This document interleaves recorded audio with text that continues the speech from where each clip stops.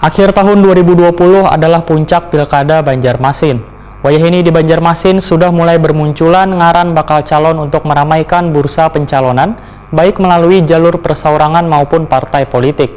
Gerakan mensosialisasi diri ini pun juga dilakukan Ketua DPD Partai Golkar Banjarmasin, yang akan mencalon sebagai bakal calon wali kota atau wakil wali kota Banjarmasin.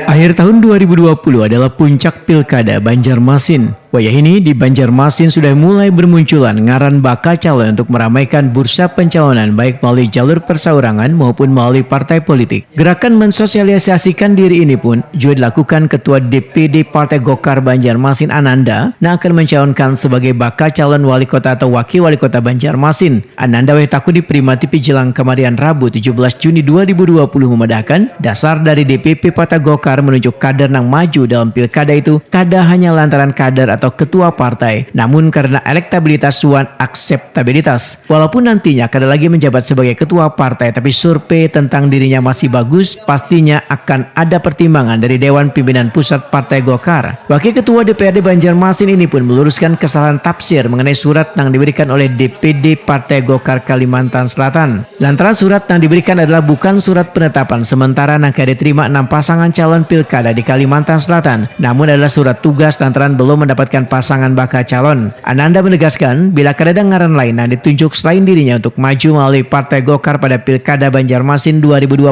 ini. Bahkan Ananda mengaku sudah menjalin komunikasi dengan seberatan partai politik yang ada di kota Seribu Sungai ini.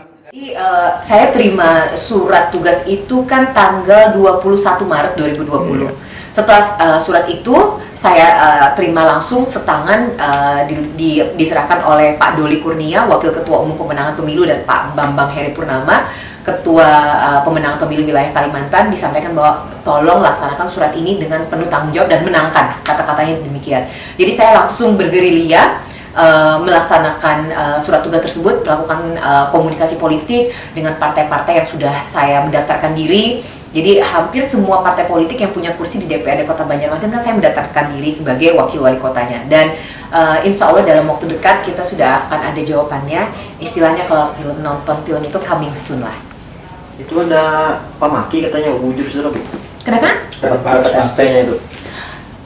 Setahu saya karena di DPP itu kan kami para calon ini kan menerima serentak ya.